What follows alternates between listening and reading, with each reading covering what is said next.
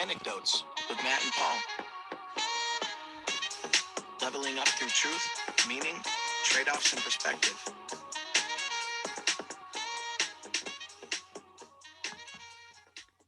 Matt, how you doing tonight? Good, Paul. How about yourself? Well, I can't wait. I mean, it comes to this day of the week. I can't even sleep the night before. Me either. All day I look forward to it. And we do this later in the evening, and it's kind of funny. All day I'm anticipating it, and it's fun. I love it.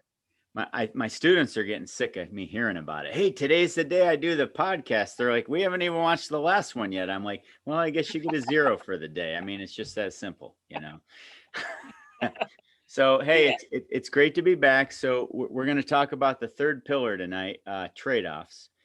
We are. We talked about truth. We talked about meaning. Tonight's trade-offs. Next week's perspective. And then we're going to start getting into the guests.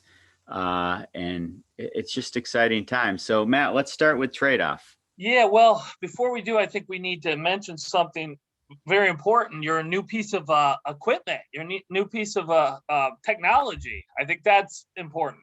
Yeah, I got a microphone, you know. I don't want Matt to outdo me. I'm like, I think my voice can be louder. So, you know, I did some research, and of course, Matt next week's gonna have a boom mic hanging down. And I think it shows our commitment to our audience and the technology, and you know. But anyway, we tested it a little earlier. Hopefully that helps. And as we said, I may actually get one as well. Yes. On a serious note, we want to sound good. We want to start perform. We want to get better each week. We can't look good. We might as well sound good, you know? Yeah. Amen to that, brother. so yeah, for sure. Well, I think it was a great idea. So here's our maiden voyage on it. I'm sure it'll work great. So, so trade-offs tonight, which I'm looking forward to talk about. Before I do, though, I read something after our podcast last week that we recorded. I was reading a book, and again, I wrote down what it said, but like an idiot, I didn't write down what book I was reading. And as I have mentioned before, I read multiple books at a time. But this I found it just supported a lot of what we were talking about last week, and a lot of what I believe. There's so many people out there, and I know it because I hear from them all the time, including this morning from someone. They just don't find any meaning in what they're doing. And what this had said was there was a study of 12,000 professionals. So professionals, we're talking doctors and lawyers and your typical kind of what would be described as white collar kind of workers. So it was 12,000 professionals. And in that survey, over half of them said they found no meaning and no significance in their job. I mean, these are investors, these are bankers, these are, again, doctors, lawyers, there's a variety of different jobs in there. And these are the people, again, these are the jobs so often that we hear about that we're supposed to strive for, right? Go get a good job and be whatever, fill in the blank, and you'll be happy. And here you are spending 40, 50, 60, I'm sure, hours a week for however many years doing this. And over half of them said they found no meaning or significance. I'm not even saying only a little, because I'm sure if you asked how many find some, et cetera, it didn't get into that. I wish it had. Maybe I could try to go back and kind of search it out and find out if it gets into any more depth on that. But the point the book was making at the time was just that how few people have any meaning in their careers. I just had to share that because I just thought that was preposterous. I mean, I could see people in jobs that they didn't want to be in, careers they never wanted, or they wanted a certain career and they never made it. I could see those things leading to a lack of meaning or a lack of what they called significance, but it doesn't appear to be the case. So I had to mention that. It's funny you say that, because I thought that at one point. I mean, growing up in high school, all I played was golf. I went to college and played golf. I was going to be a pro golfer. We went down that road. I mean, I'm here now, so I think we know the result of what happened. But my meaning was waking up in the morning. I worked at the golf course. I played at the golf course. I was striving. I put it all in. And like in previous episodes with truth and meaning, sometimes it just doesn't work out. It's not because of lack of effort. It just doesn't get you to where you think you're going to go. But the work, all the lessons I learned along the way got me to where I am today. So I had my business degree, and I come home from Florida and I start working in the financial field. Ironically, I'm a little bit full circle now, but I had no meaning in it. Like, it was going well. I was doing my thing. I was making some money. And that's when I went back to school to be a teacher. And now I'm a coach. And 23 years later, the rest is history. But I identified it early, because a lot of people, like you said, Matt, don't. You start getting a paycheck, you start buying things, you start getting in debt, you have bills to pay, you have your family, you have responsibilities. And you wake up one day and say, what am I doing? Yeah. And you just pointed out the trap I talk to people about all the time. First of all, making money, is this suggested? I'm sure there's a lot of people making tons of money. Doesn't provide meaning. Making money, as I always say, money's just a tool, right? It's like a shovel or a hammer, or, if my family's listening, they'll laugh so hard, think that's suggesting I know anything about tools. But money is nothing but a tool. It doesn't make you happy. It doesn't provide meaning, as this kind of points out. As you said, it's so easy and it's so common to fall in this trap. You go get your job, you buy your house, you get the cars, you have a kid, you have a second kid. All of a sudden you're going, holy cow, I'm 45 years old and I can't stand going to work. I can't stand my job. I can't, or not even that. It's just a means to an end. It's how I pay the bills, and I'm stuck. And that's so many people. And that's why we're talking about this stuff, because we want people to see the truths that we've seen over the years, and hopefully they don't go down some of the roads that other people have gone that made mistakes. But you can have meaning without making money, and you can do things that provide you a tremendous amount of meaning that don't make you a tremendous amount of money. And that doesn't mean you failed at anything, at all. In fact, I'd make the other argument. If you have meaning, that's what it's about. That's what you're searching for. That's to get you out of bed. And making money, even lots of money, won't necessarily provide you that. But it's interesting. You can take your meaning, and you shouldn't be ashamed with the fact if you can scale it out and make money. Like, I think some people get so blinded by their meaning, they don't realize the monetistic opportunity available. And that's okay. And that's what we're going to be part of too, as we get going with the guests. Like, take your meaning. It's okay to scale it out, and it's okay to think as an entrepreneur and make some money. Yeah. And you just nailed it. I can't wait to hear from our guests and the people we talk to about how they've done that and what these things mean. And hopefully we can shed some light on making money, especially if you're providing value and doing it in a way that's meaningful to you, is, in my opinion, the ultimate goal. And that's where it all kind of comes together, and you're really doing well. But we're going to hear a lot of stories about that. And, I know you look forward to it as much as I do. So that said, I had to mention that. No, I think it's great. Like, I'm so proud you did research. I'm the teacher and you did all the research. I'm ashamed now. Next week. So you're going to have the bigger mic, because I have the mic now. And now I'm going to have to come back with more research. I'll probably have a couple flip charts. I'm just letting if you do that, also make sure you provide a real reference. Here I am, I did all this writing for years in my PhD and all those things, and I don't even have a reference. I mean, my God, how shameful is that? I mean, I'm just pulling out quotes and not even referencing who said them. I didn't want to know if it was ADA or MLA, but you know what? Who am I to judge, Matt?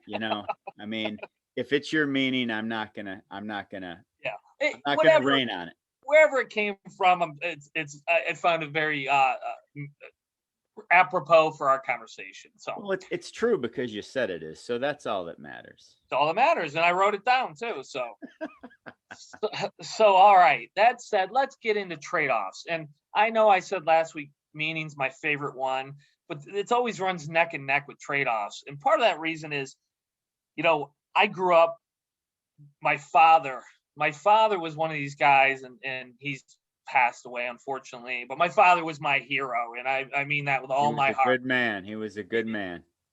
yes, Paul knew my father, knows my mother. I know Paul's mother and knew Paul's father as well, who is also a wonderful man. Thank you. And my dad was, he truly was my hero. And my dad was notorious for saying there are consequences to everything. And there are no free rides and there are no free lunches. And if you want it, you better go earn it. You better go get it. And I'm so glad he beat that into me, not physically, but although He could have back then. It was the 80s. He could have. The 70s. Yeah, my brothers deserve that much more than I did, but he really was. And I think back on my dad. I don't know if he was trying to deliver this message, like you got to get this through your head, or you're gonna, or you're gonna be worse off than you're probably already gonna be, or it was just his way of life, and it's what he believed, and it just, I took my example from him. But trade-offs, I say this all the time. Your life is going to be your decisions. You make good decisions in life, you're gonna have a good life. You make poor decisions in life, you're gonna have a poor life. You might not like that. You might disagree with that. You might that may bother you. The world doesn't care. That's what's going to happen. Every decision we make has a consequence, right? And that consequence is a trade-off. So when we say trade-offs, we're talking about the consequences of your decisions, and there are no exceptions to trade-offs. Every decision you make has a trade-off. Every single one. Whether it's I'm going to stay up late and watch TV, and I still have to get up early. Well, what's that going to mean for my next day, right? I'm going to have a trade-off. Or I'm going to go to bed early, get a great night's sleep, and tomorrow I'm going to get off to a better start. Or I'll use one that I like to use. It's like, I love the healthcare debate in the United States. Free, quote unquote, free healthcare versus not free healthcare, right? And no matter which side you sit on that conversation and your opinions, and I love those conversations. I think they're healthy and great. Well, let's just say I'm going to take the angle that I believe there should be nationalized healthcare, free healthcare. Okay. Well, you got to follow that up with, okay, what are the trade-offs to that? And if someone's not willing to have that conversation on trade-offs, they're dishonest. They're not being honest. Maybe they're not intentionally being dishonest, but they're not being honest. So you take that thing and say, okay, well, there's going to be cost to it, right? Or there's going to be inefficiencies to it. Okay, and then you can flip it the other way and go, I don't believe in nationalized healthcare. Okay, what are the trade-offs to that? Do we have higher rates of cancer or other diseases because people aren't going to the doctor as much? Are people dying earlier? You can make these arguments on both sides. And if you're not willing to look at those, you're being intellectually dishonest, like I said. But more importantly, going back to you as an individual, every decision you make has a trade-off. What do you think of that? No, it's a lot. You were talking about your father. I remember a lesson my father taught me. And again, I don't think they read books and said, I'm going to teach my son a lesson about trade-offs today and consequences. But I remember when the first Indiana Jones movie came out. Okay. I had a chance to go watch it at our movie theater. My friend was coming. What's that? In the mall? Yeah, in the mall, and my friend was going to come in the station wagon with his mom, and all like 17 kids were in the back seat, just like having a WWE wrestle fight before you get there. There were no seat belts or anything. And my dad goes, fine, you can go, but you're going to come out and rake leaves with me. And I said, and then I'll give you the money for the movie. And I said, well, I'm watching Saturday morning cartoons. Like I'm not watching. I wasn't 17. I was younger than that, Right. Watching Saturday morning cartoons. I'm not going to go rake leaves with you. He didn't warn me. He didn't say anything. He just said, well, you're going to rake leaves if you want to go to the movie. And I said, okay. And I just sat in and watched TV. And then the cardinal sin came. The station wagon pulled up, and I thought I could just guilt him into still going. The mom came out of the car, said, we're all ready to go. And my dad just stoically looked and said, well, Paul didn't rake leaves, so he's not going to the movie. And then I got into an additional trouble because I like brought the other mom and the guilt trip involved in it, you know. And but that still hits home because I'm almost 49 years old and I'm still talking about it. Like I didn't do the work to earn the reward I wanted. And he didn't give me 100 chances and say, you need to do it and come banging on the door. He let me make that decision, and I made the decision, Matt. But you know what? I've seen Indiana Jones since then. So, no, but that's that's not the point. I mean, it hit home. Like I'm like, you have to do A to get B, or you have to give up A to get B. It's not just always get, it's given. Right, and it's not this negative, I have to give up and therefore I lose, or there's you've got to look at it appropriately. What you have to understand, and this is what I believe, what you have to understand is that these trade-offs, these decisions have an impact in everything you're doing. And the better you are at recognizing these trade-offs, the better you can manage your life, the better decisions you can make to have a better life. So they're not all equal, right? It's not like, okay, if I do this, then if I do this and I give up that, or I do what I was going to give up and then I don't get that, but it's always equal. It's not always equal any more than you could argue that nationalized health care versus not is always equal. One of them could be better. And we're not even discussing which one is right now. And nobody knows, I don't think anyway, but that's a whole nother can of worms. My point is, you can make good decisions. No, you can make better decisions when you understand the trade-offs on your decision-making all the time. I'm 45 years old. I've been thinking about trade-offs since I was a kid because my father was always talking about consequences and good decisions and those kinds of things. But I've been thinking about it consciously probably for 5+ years now. I think about it all the time. I talk to my daughter about it all the time. Hey, that's fine. Just recognize the trade-off. And I'm not saying that as a threat. I'm not saying, oh, you're going out Saturday night. Okay, recognize the trade-off. Like I'm guilting her into, you should be in studying. I'm not saying that at all. I'm just saying if you're going out, you're going to have a good time, let's say, with your friends. You're going to enjoy yourself. That's healthy. You need that. We all need that. But you don't get to study. And therefore, what does that do to you academically? Versus, okay, I'm going to stay in and study. Great. Now you're benefiting academically, let's say. What are you missing out on the social end? Is there value there? Yeah, absolutely there's value there. Are you losing out on relationships that might help you further down the line because you're not hanging out with these people and enjoying their company and getting to know them? Maybe so. So there's a trade-off. They're all over the place. And often it's impossible to know on the day-to-day nuanced ones, which, I guess what's better to go out, study or go out and party. I don't know. Depends on how old you are, I guess. It depends how you're doing in school, but these are happening all the time, all throughout the day. It never stops. But people who recognize how to make good decisions, i.e. trade-offs, have more successful lives. I tell my students, I tell my own daughters this, we could get into how great our own kids are in another episode, of course, right? Sure. They're much better than we are. Oh, gosh. I mean, that's, and then we throw in the wives. I mean, we're off the air, I get mad, like when teachers say you have to do this or you have to do that.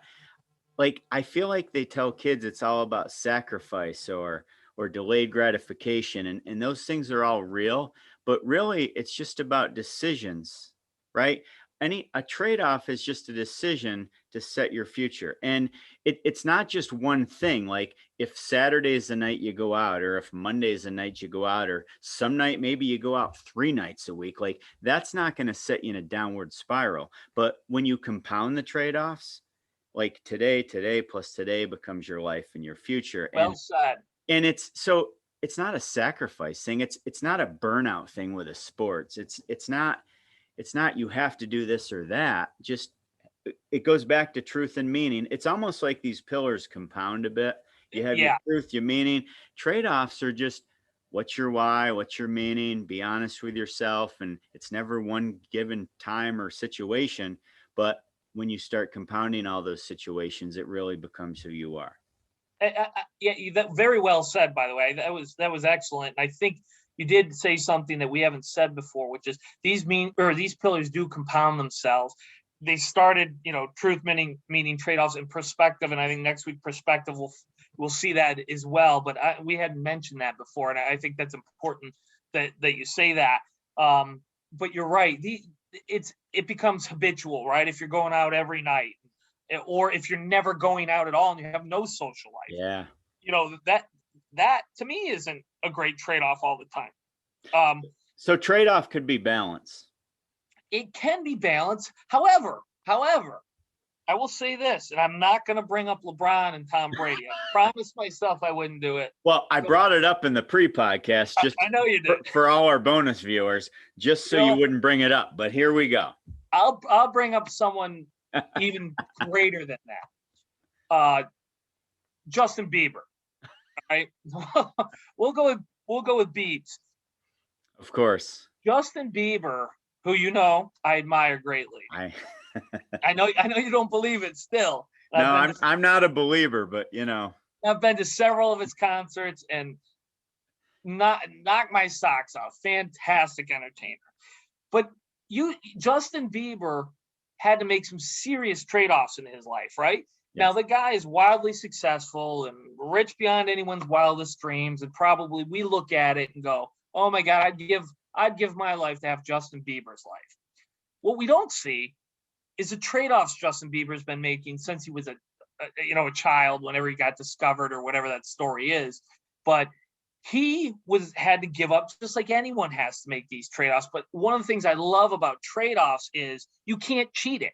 You can't pretend trade-offs. Like, it's the world coming to get you eventually. And there's something very powerful about that. Like, I can pretend I'm a lot of things, right? So can you, so can all of us. And we all do, right? We all have masks. We're all putting on a little act in different social circles and different parts of our lives. We have these little, kind of the masks we put on for whatever we are.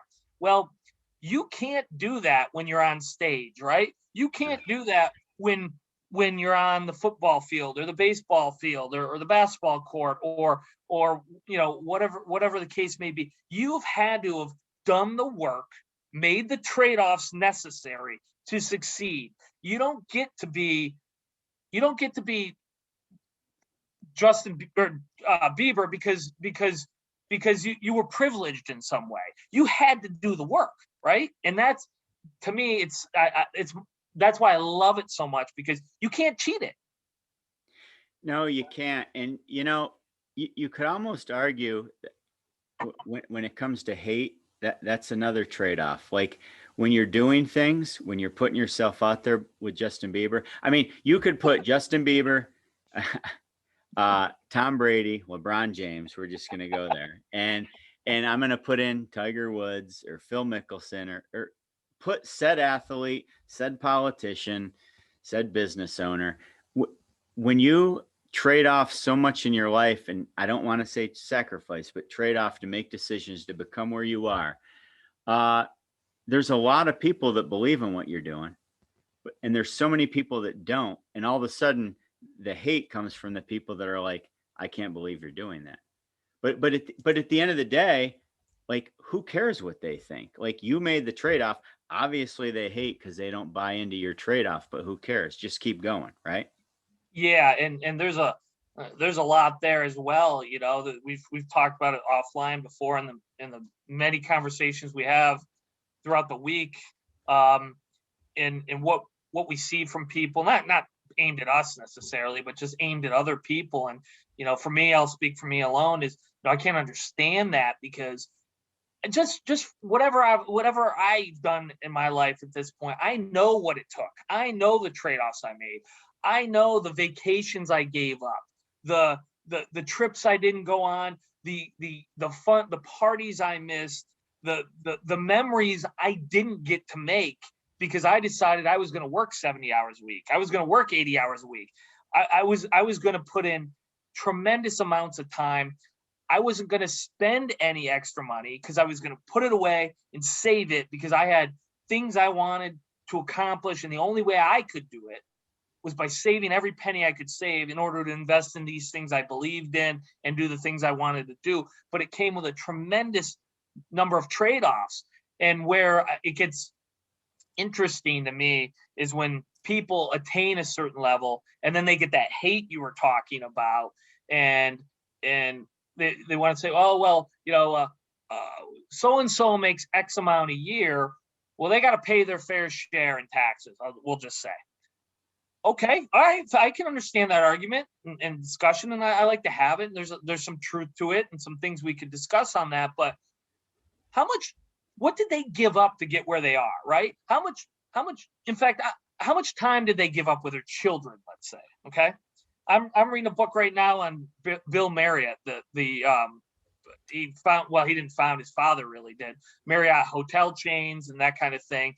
And it's full of trade-offs from time away from his children, right? The man's wealthy beyond belief, right? And maybe he should pay his fair share, whatever that means, but nobody wants to give him the time he gave up with his children back, right? Where's that discussion in this? How about the trips he didn't go on, or the things he didn't do, the parties he didn't go to, or whatever, because he was working later, or whatever the case may be. And I'm just using this as an example. There are trade-offs everywhere. I don't care how successful you see someone, 99.999% of them had to give up a lot to be where they're at. And before we start with the hate on them, you should at least give it a little thought that maybe they gave up some things, maybe they don't have some things in their life that you and I do. And that was a trade-off. So people underestimate the hard work to get to where they're at, right? And then they overestimate how easy it was, like how there was no value. It was just like they got there. And then I'm going to quiz you this week because you stumped me last week. So Oh, no. When you finally get to that point, people say, oh, you're so Lucky. Yeah, you're so lucky. Like that's you set, not sacrifice. You make all those decisions, and they underestimate how hard you worked, and they overestimate how easy it was to get there, and now you're lucky. That's the byproduct.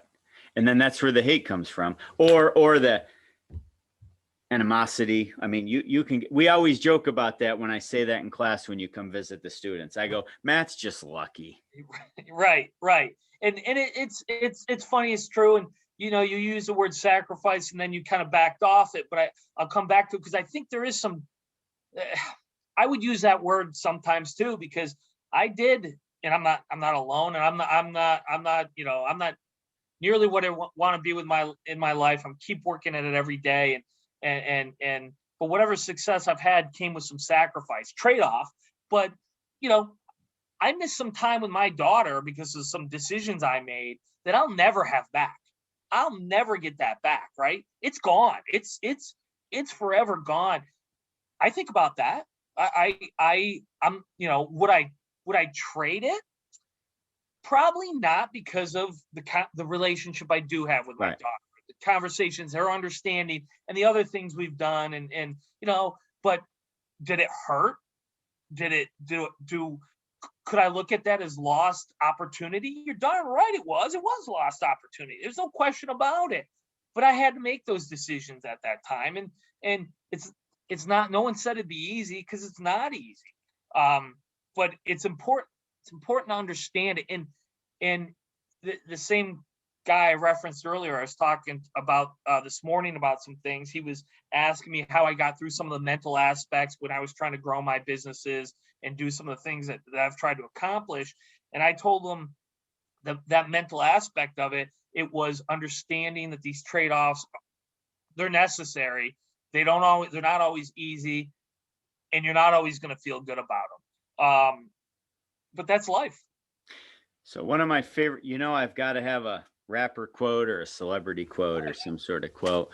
One of my favorite movies, because I have two daughters that play softball, so we love the baseball movie A League of Their Own, about women's baseball. The great Jimmy Dugan, God rest his soul. Well, not really, it's Tom Hanks. But anyways, he said, it's supposed to be hard, right? The hard is what makes it great. If it was easy, everybody would do it. I would agree, and nothing worth doing it is easy, and you hear that too. And you and I didn't make any of that up, but sometimes things resonate and they're bull, or you hear them over and over again, and I'm like, that's kind of bull. But then there's other things like this. It's absolutely true, and the journey and that you hear about as well. It's all important also, and a part of the whole deal. Trade-offs, there's no right or wrong. There's just choices. Just choices. Exactly. And, when I went back to teach, I was coaching college golf, and then my kids started playing sports, and it wasn't golf, unfortunately, and so there goes the green I built in my backyard. But again, that's a whole nother episode on obsession, not passion, on obsession. I'm going to let you do that by yourself. I think that'd be emotional. Yeah. But, I was missing out on what they were doing. And as a teacher, our greatest asset's time, correct? So I took that route, a little opposite of you, where I would just enthrall myself because I had the time, but I gave up other opportunities. And there I backtrack again. I didn't give up anything. I chose this path over that path. And, Yep. and that's the trap we catch ourselves in. But at the same time, it goes back to meaning. When kids grow up or when times change or when you switch gears, if you have a meaning, which is either, like in my case, it's teaching, coaching, and helping, you can plug in any person into that equation. So I found my meaning with my children. And then now that they're older, I still have the same meaning. I just found different clients. Does that make sense? Yeah, it does. But at the same time, when you were talking about your daughter, you still had a relationship. Like, you're not regretting things. You took a different path, and you still have a strong relationship, and you think about it.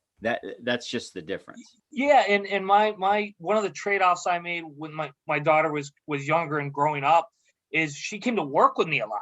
I mean, she was at work with me all the time. It's like, and I have some funny stories about that I won't share right now, but we need to bring them on someday. We really should, because they're all three of them are great kids, and we're probably through no help of ours, but absolutely not. But I was making different trade-offs there too. I was working a lot, and then I was going, okay, how am I going to bring my daughter into my life more than because I'm not willing to just, hey, I'll see you when you're 18 kind of thing, So, but those are all come back to trade-offs. So you had a quote there, and I wish you had another Lil Wayne quote, to be honest with you. I'm a little disappointed, but I have a quote that on trade-offs that comes from one of my heroes, and he truly is Thomas Sowell, who I think I mentioned last week. And Thomas Sowell is, if you're not familiar with him, look him up. I mean, he's just one of the most brilliant individuals in our lifetime, certainly, and he's in his 90s now. He's not a young man any longer, but he's a educator and an economist, and he's written 1 million books, and anyway, he's a great man. But one of his quotes that I love, and it fits right to trade-offs, is, there are no such thing as solutions. There's only trades. So whatever we're talking about, you can't, and this is why I think politics is so polarizing and so frustrating for me as someone who really enjoys politics, is both sides come out with their policy, and they pretend as if that policy is some sort of solution. And Thomas Sowell would be like, there's no solution here. You're just making trades. Now, it might benefit one group more than the other, and it probably will. But that doesn't mean it's a solution. It just means that we're making trades somewhere. And I just wish that we would have that kind of honesty, but we never will from our politicians, of course. But I love that quote. It's just so powerful to me. Yeah, isn't that amazing when it comes to political parties? We always say each week we're not going to get political, and we do a good job of not. Yeah. But it's amazing. Both parties come up with the solution, and it never involves any compromise from the other side. Like economically, like that can't even happen. Yeah, I know. But people just buy in, you know. So as far as trade-offs, like, can you, whether they're right or wrong, like we were talking about, you know, the decisions we made with our daughters, and they're not right or wrong, and they've shaped them for who they are, and they're better than us because of it, of course. Is it good to look at trade-offs in your past to make trade-offs in the future, or should you not look back on those past decisions? You know, that's a good question, because I know some people are more prone to look back on their decisions than others. I happen not to be one of those people. I'm generally you know, I make a decision and I go with it. And I'm not trying not to look back. I just have so much in front of me that I to look back, I don't find all that helpful. There are some things, of course, that I look back and go, I learned from that. I learned from that, as I'm trying to make future decisions. I'm not a big one on looking back, but I don't think that makes me right. I really don't. I think there's a lot of successful people, excuse me, who are very, what's the word I'm looking for? They will look back. I can't think of the word I want. It doesn't matter. Reminisce, maybe reflect. Reminiscent, reflective. That's the word I wanted. Thank you. They're very reflective on those things. I think it could be very helpful to them. Sometimes I don't think I'm smart enough for some of that. I think it takes up too much bandwidth for me. We only have so much. I'm probably a little, like, I probably don't have as much as the average person. So using that bandwidth to go back, I don't think helps me. But people who are reflective, I think can benefit greatly from it. It just doesn't happen to be who I am. I'm a boom, let's keep going. Let's keep going. And I'll learn on the way. You have a lot in common with Lil Wayne. So you're like an all gas, no brakes philosophy, right? Oftentimes, yeah, oftentimes. So it brings me to mind of this week's Lil Wayne quote, that when trying to tear down the past prohibits you from building up the future. Oh, so you're not, and I use Google for that. That's one of the new techno things in our podcast we're starting to research. Yes, we did discuss that today. I'm glad you did, because that was powerful, actually. That's Lil Wayne. You forget how smart that guy is. You know that, again, I doubt he'll ever be a guest. I hope he's a guest. He's a very powerful brander and entrepreneur, and he can do a lot because of who he is. I mean, that's a whole nother story. And his quotes are just secondary to the whole thing. They're amazing. But you said a lot of nice things about him, all of which are true. And I mean, I would love to talk to a man like that, is that successful. And you know, I admire that, as you well know, immensely. But I went to one of his concerts quite a few years ago, and he was supposed to there was an opener, I forget who it was. And let's say the show started at 7, the opener was done at 8, you know, and Lil Wayne's supposed to come on next, of course. I think it was an hour and a half between the opener and Lil Wayne coming on. And I've never quite forgiven him, and I would like to discuss that with him. So I do have a little bit of a bad taste in my mouth for Lil Wayne, but hopefully we can talk that out. And he can explain why he was making such a decision. So I have a hunch I know. here's the part of our podcast where we're going to do some quizzes. So one word: Lil Wayne or Justin Bieber? Oh, Bieber. All right, you ready for the get-go? LeBron or Tom Brady?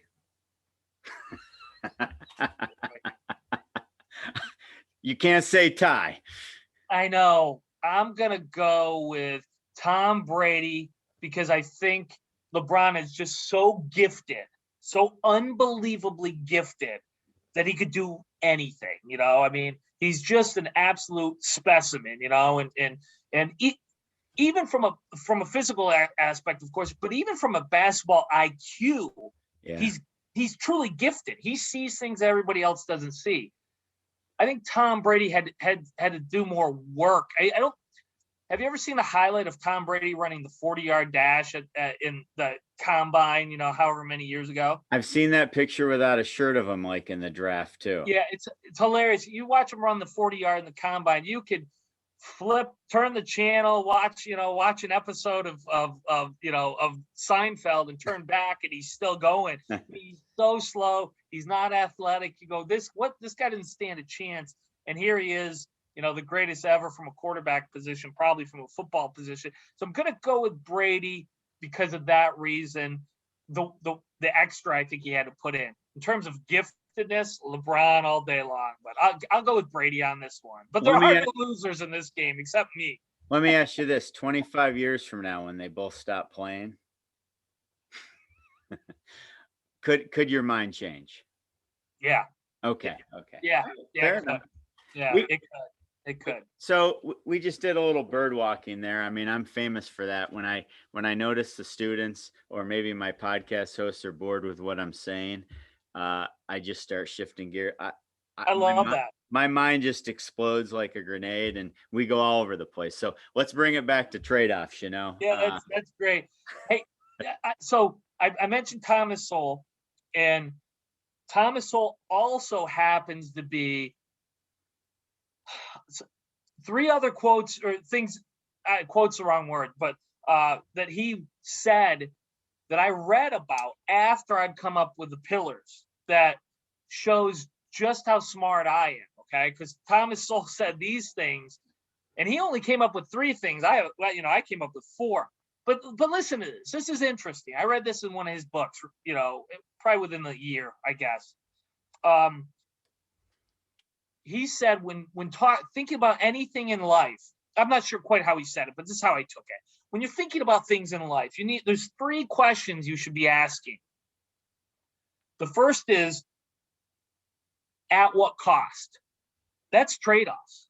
That is absolutely trade-offs. I'm going to do this. At what cost, right? Or we're going to make this policy.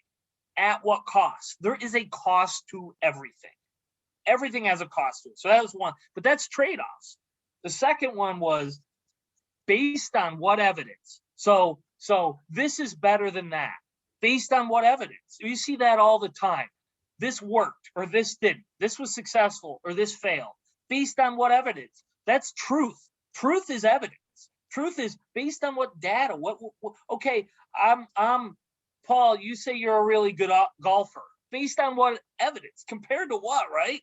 Or I'm a really good whatever. Based on what evidence? So that's the second thing he says you have to ask. So that's truth. And the third is compared to what? So this was a success compared to what? Right?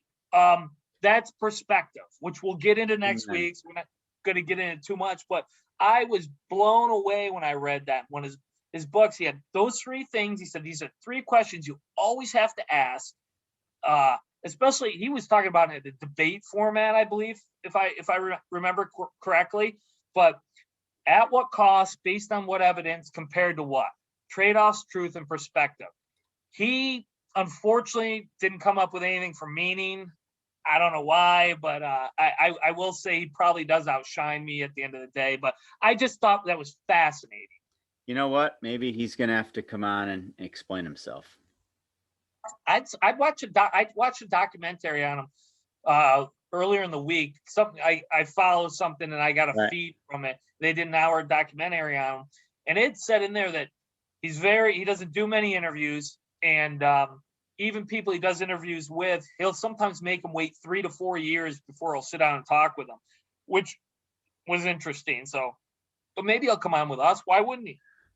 We're different people, He would say this: at what cost? Yeah. And show me the evidence that you're worthwhile. Right.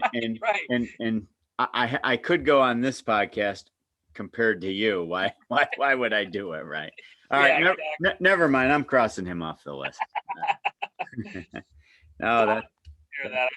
I was like I said, I was kind of been blown away by that for a while. That's awesome. The biggest trade-off I talk about with my students, I mentioned it in earlier podcasts, was why do you have to go to college? What's the trade-off there? and we've mentioned this before, and I still don't have an answer on it, is, you know, we wouldn't have had this conversation years ago. Now we do, and it's very relevant. And I was talking to a couple of my high school buddies a week or so ago, and they have kids approaching college age, you know, 16-ish, 15, 16. They're starting to have those talks. And my friends all went to college and they're all professionals and all that. And here these guys going, boy, you know, they're having real discussions about it. And I don't know how do you handle that with your students? There's a lot of pressure. They're just supposed to go. I mean, I have all honor students, right? The ones again, not to, we say another episode about 100 times an episode, but at some point I can talk more about what we do. And that's how I touch base and reconnected with you, because of the new job I took at the academy I teach at. And they're all highly motivated kids. They apply, they interview, some don't get accepted, and they just have this track. I'm going here to be successful. And it's a shocker to them when they start learning there's other opportunity. You know, we have, you know, for the third time in the 6 years I've taught this class, or 6 years, there's kids starting their own business. And you know, we won't divulge too much tonight, because once they graduate, they're going to be on hook, line, and sinker on this podcast. It's a special story. But we've had past students do businesses. Yep. And next thing you know, they start battling with, should I continue my business, or should I go away to said private school spending X amount a year when I could go to community college? And they already get almost a year of credits taking my course. Huge trade-offs. But it's so funny with the pressures and the status quo of society. They're almost trade-offs they don't even feel are choices. Blows my mind. Yeah, and you have a much more intimate part of those decisions and those kinds of things. But thanks to my interaction with you and your students, I've seen that more than I would have otherwise. And it is amazing how powerful the societal pressure of, well, you got to go to college, because, I mean, if you don't have that degree, obviously you're not smart, right? Which we all know is not true. But there's this pressure of, I got to go get the degree. I mean, I felt it when I was in high school. Growing up, it was like you're going to college. Right. But the trade-off wasn't as much when we went to college, you know? No. And I don't perceive it to be anyway. And then some of your students, and I know a couple who I don't think even finished college. I think they found other opportunities, and they're kicking butt, you know, at 20, 21 years old, and they don't have this debt now hanging over them. They're advancing themselves at 20 years old in the quote unquote real world in a way that they would have had to wait till they were 23 or 22 or whatever if they'd gone to college, and they're coming out without the degree. Or without the debt behind the degree.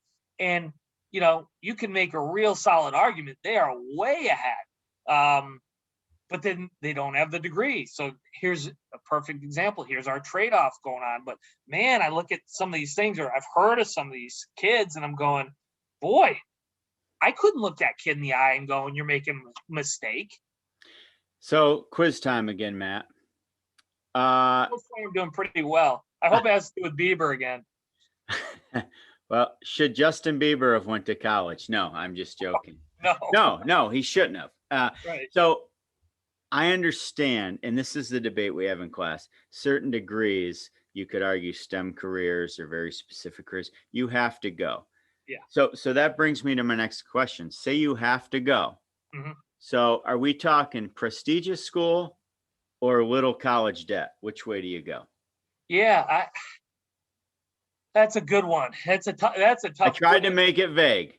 Yes. In fact, you know, my daughter's in law school, and when we were talking about where she's going to go and what opportunities she had, she got advice from a lot of successful people who have law degrees that I happen to know, and I made it a point to ask, hey, what do you think? And even my own attorney, I asked, and I got the same answer from every one of them. If she's not going to one of the top law schools, you know what I mean? One of the hoity-toity, this is, you know, these top of the top, said, take the cheapest one you can get your degree, and go on. So I guess it's kind of like, it's somewhat subjective because where's that line between Right. the name and not? Um, I never was in that position personally, so I didn't have to worry about it. But it is a valid question, and you pointed out an important part. There are some things you just have to go get the degree in. If you want to be a doctor or a lawyer or many other things, you have to go get it. If we talk business often, so I get caught in the business mindset. If I was going into business, I don't know. I mean, that gets tricky there. And I would say for the average person, go with the cheaper one. But if you can go to a certain school, and you know me, I'm a relationship person. I'm all about Right. relationship. And you're in the right group of people with the right relationships, you might not have. You can walk out with a lot more debt, but man, maybe you can walk into a scenario or situation that is going to benefit you greatly down the line. But that's tough, and that's why you have to get good at making decisions. Is there a little bit of a matrix involved here where, like, when it comes to college, there's no right answer, but the trade-off has to deal with money you're going to owe, right? That's real. Prestige of the university, the career you're looking for, like, why would you go to Ivy League to be a teacher? No disrespect to me. Right. But I think so. We've got money, career, the prestige of the school, but where are you going to build the best relationships? And sometimes that's where the prestige and the networks of those schools come in. So And it's not they're as simple. It's not simple, is it? No, it's not simple, but it actually brings in another pillar into the equation: truth. You better be willing to have that honest discussion with yourself, right? When it's time to make decisions like that, you don't just ignore some of those aspects because you don't want to deal with them. You don't want to deal with, you know, I remember having this conversation with my daughter when she was going to undergrad. I go, you got to understand, when you come out of undergrad, you're coming out with X amount of debt. And it might not mean anything to you at 17 years old, but it's going to mean something to you when it's time to make those payments. Because I wanted her to have skin in the game, but you have to be willing to have those discussions with yourself. Tell yourself the truth, not push aside, oh, I don't want to think about that. I don't want to think about that, because that's how you make poor decisions. So truth comes into play there, because what you did, you just broke. These are the things that matter, and you might not like them, but they still matter. Wow, you almost bring another part of you almost bring emotion into it, because everybody wants that experience. And it's just a web, I guess. It's like for lack of better, a Venn diagram. It's like the Olympic rings. It all kind of converges. It does. And, it's not easy. It's not easy. No, nothing's easy, and that brings me back to Jimmy Dugan, He took that job coaching women's baseball, and what he found is, if it was easy, everybody would do it. Yeah, that's true. Oh man. Hey, Matt. So it's that time. Sum it up for me. One sentence. What's trade-offs in one sentence? I was asking that tonight. Yeah. And as I try to anticipate these things, so much goes through my mind, but I there's two words that I keep coming back to.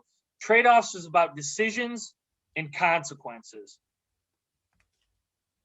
And that's what it comes down to. I hear my dad: make good decisions because everything has consequences. Boy, that's beautiful. That's the lesson I was taught. I should have just went out and raked those leaves that night, Yeah, you blew that one. No, I didn't have no good advisors or no mentors. I lived and learned. Hey, that was when the movie theater was in the lower floor of the mall, right? Yeah. Yeah. I saw Star Wars there, I think. I remember that vividly. I was younger, but I think I saw that there. How do you deal with that? So today it'd be like, all right, if you don't rake those leaves, I'm changing the password to my device so you can't stream Indiana Jones through your phone. Yeah, I think I'll use my friend's password. Like, how do you even teach that anymore? Yeah, I think things were maybe simpler back then in a lot of ways that probably were helpful as far as being a parent went. I think we're just dating ourselves a little. Oh, we have, yeah. We have. Hey, Matt, as always, this was phenomenal. Fun. And next week is perspective, and then we get right into guests. I mean, I can't Yeah. wait. Like, we I don't want to do this every day, but I want to do this every day.